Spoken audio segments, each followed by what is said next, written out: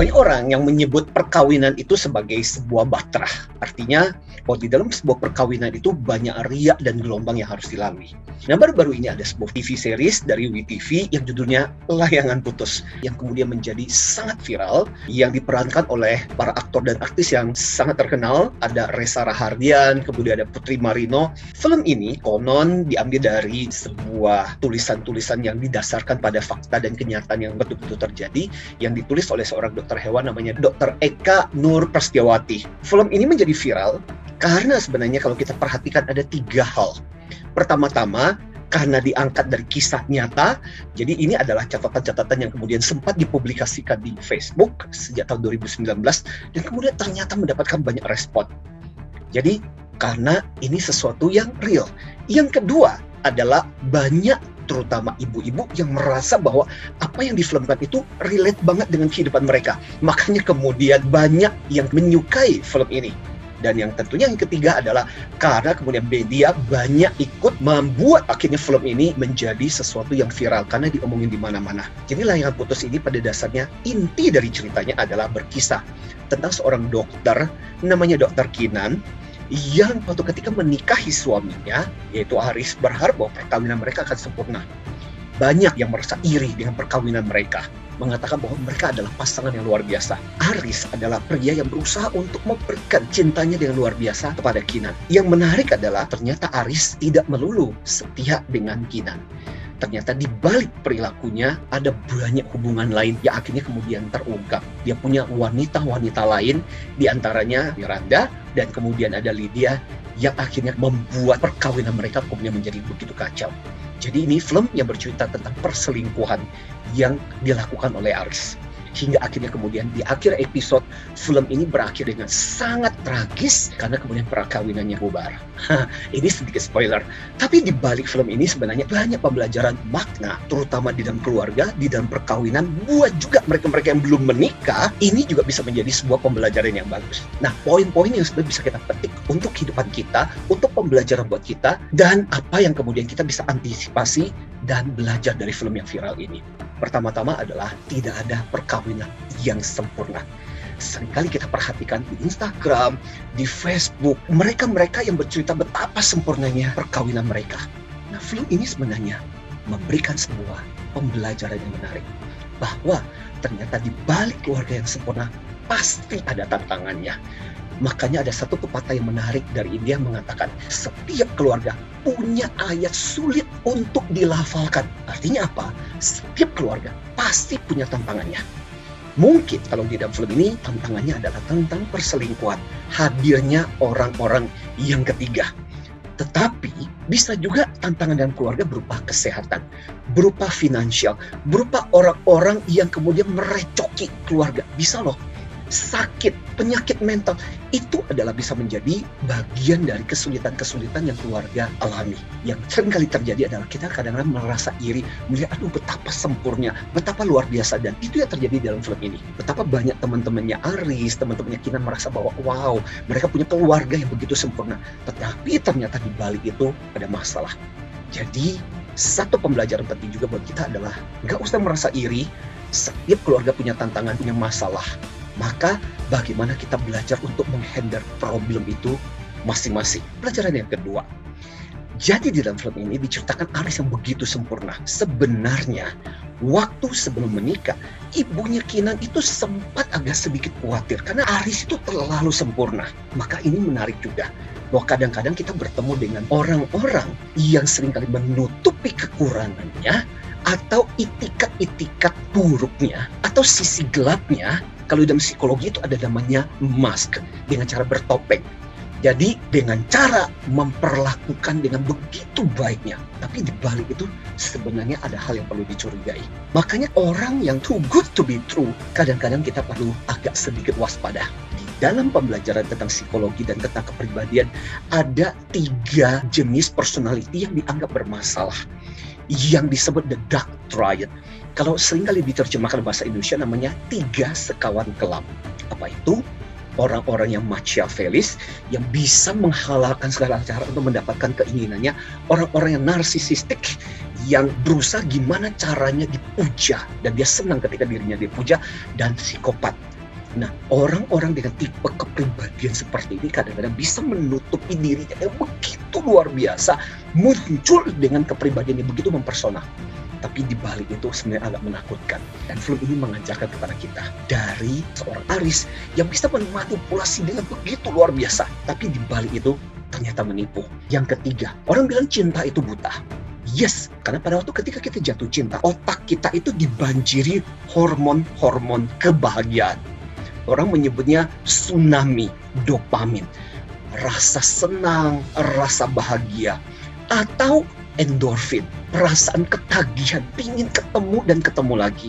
Atau kita menyebutnya oksitoksin. Oksitoksin itu ketika kita merasa senang, ketika peluk, hubungan secara fisik. Dan itu yang kemudian membuat orang ketagihan untuk berjumpa lagi dan berjumpa lagi. Dan itu berbahaya. Karena pada waktu ketika orang jatuh cinta, korteks bagian nalar jadi nggak berfungsi. Makanya saya seringkali mengatakan bahwa di dalam sebuah perkawinan kadang-kadang bagus juga ask second opinion. Ketika kita sakit aja, kita selain berkonsultasi dengan satu dokter, kan kita berkonsultasi juga dengan dokter yang lain. Hanya untuk mendapatkan informasi tambahan. Nah, kadang-kadang ketika kita jatuh cinta, kita terbutakan untuk melihat kekurangan dari pasangan kita. Padahal mungkin jelas-jelas di depan mata itu ada kekurangannya. Makanya kadang-kadang butuh orang lain untuk melihat. Karena mereka nggak jatuh cinta. Mereka bisa melihat dengan lebih objektif tentang apa yang terjadi. Nomor 4 adalah keberanian kita untuk mengkonfrontasikan sesuatu yang kita tidak sukai atau kita curigai. Problemnya adalah kita sebagai orang timur, kadang kita berusaha untuk menghindari konflik. Sehingga apa? Ketika ada sesuatu yang nggak nyaman, kita nggak berani konfrontasikan. Ingat loh, ada sebuah pepatah yang mengatakan begini. Untuk sesuatu yang kamu tidak berani konfrontasikan, maka tidak akan pernah beres. You cannot heal something you don't dare to confront. Nah, yang menarik, di dalam film Layangan Putus ini, pada akhirnya, tokoh Kinan sebagai istri yang tadi yang mengharapkan perkawinan yang sempurna, yang bagus, akhirnya mau nggak mau harus menerima begitu banyak bukti, dan ujung-ujungnya adalah dia berani untuk mengkonfrontasikan, mengungkapkan, menanyakan bukti-bukti yang dia terima. Nah, seringkali yang terjadi adalah banyak yang merasa nggak nyaman, banyak yang merasa nggak enak, sehingga itu dibiarkan sampai berlarut-larut, kemudian akhirnya menjadi begitu parah. Kadang-kadang gini loh, yang berani kita konfrontasikan aja belum tentu beres, apalagi kita nggak berani konfrontasikan. Maka dalam situasi seperti ini adalah sangat butuh keberanian kita untuk mengkonfrontasikan sesuatu yang kita merasa nggak nyaman. Karena dengan demikian kita bisa clear. Dan itu menjadi sebuah catatan penting buat pihak sana yang melakukan hal-hal yang curang. Dia akan berpikir ulang 2 kali. Oh, ternyata perilaku saya nggak disukai. Ternyata perilaku saya dicurigai. Jadi itu semacam mengirimkan sebuah sinyal kepada dia bahwa apa yang kamu lakukan itu dalam pengawasan saya dan saya tidak setuju dengan apa yang kamu lakukan. Berikutnya, nomor 5 yang bagus untuk pembelajaran kita adalah soal gaslighting. Jadi gaslighting itu adalah sebuah bentuk manipulasi. Dengan cara orang yang melakukan kesalahan itu mengelak dengan cara membalikkan keadaan dengan cara menuduh pihak lain. Istilah gaslighting itu sebenarnya diinspirasikan dari sebuah film yang cukup jadul tahun 1940-an yang diperankan oleh Charles Boyer dan Ingrid Bergman. Yang menarik di dalam film ini diceritakan tentang bagaimana seorang Charles Boyer ingin mengambil harta dari istrinya. Jadi setiap kali istrinya menanyakan atau setiap kali istrinya curiga, selalu dibalikkan keadaannya oleh suaminya. Seolah-olah istrinya lah yang gak waras. Sampai istrinya sendiri mempertanyakan kewarasan dirinya. Dan itu adalah salah satu fenomena yang terjadi belakangan ini dengan cara gaslighting.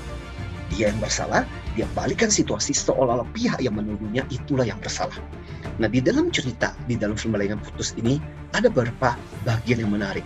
Misalnya pada saat ketika Kinan mulai mempertanyakan kesetiaan suaminya.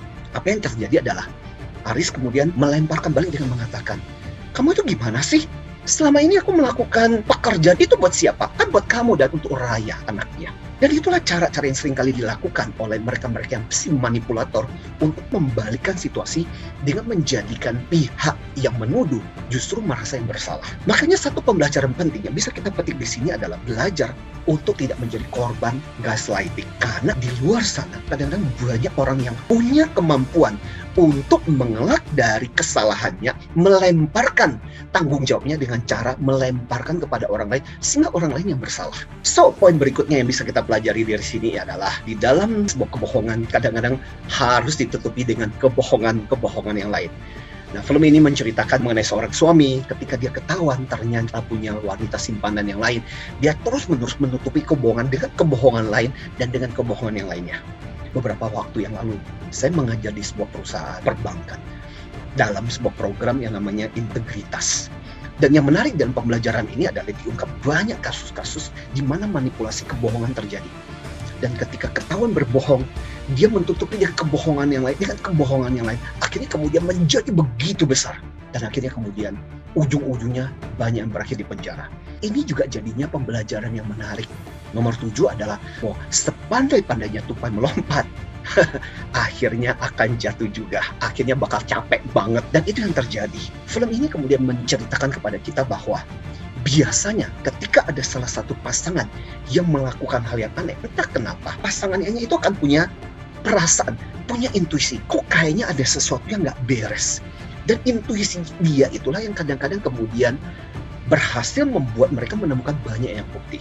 Balik lagi kepada pembelajaran saya ketika mengajar tentang program integritas di perusahaan, banyak di antara mereka melakukan kecurangan. Mereka berpikir mereka bakal nggak ketahuan, tapi ujung-ujungnya akhirnya ketahuan. Kenapa? Salah satunya adalah karena ketika mereka melakukan satu hal, mereka berpikir akan baik-baik saja, terus mereka melakukan yang lain, dan terus sampai akhirnya kemudian menjadi besar, sampai akhirnya ketahuan. Poin ke-8 kita adalah bicara mengenai pilihan.